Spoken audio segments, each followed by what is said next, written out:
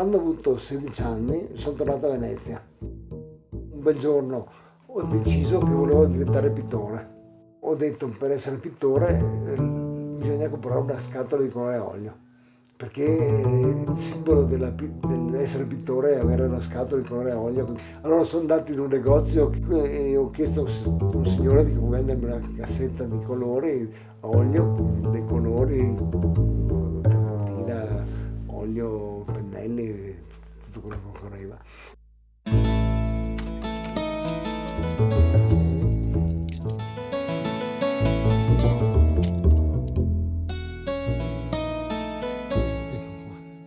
La mia pittura è una scrittura, però una scrittura particolare dove non c'è una sintassi, una grammatica, dove le lettere sono inventate,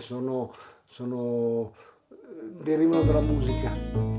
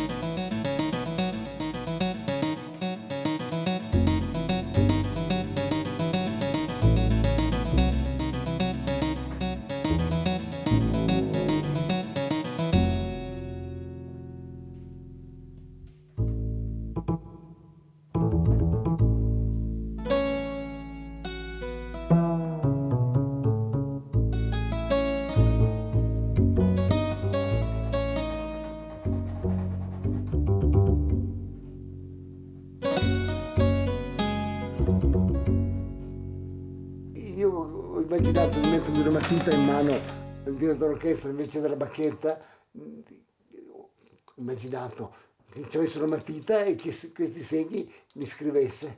E in questi segni, a un certo punto, sono diventati questi miei segni, queste scritture.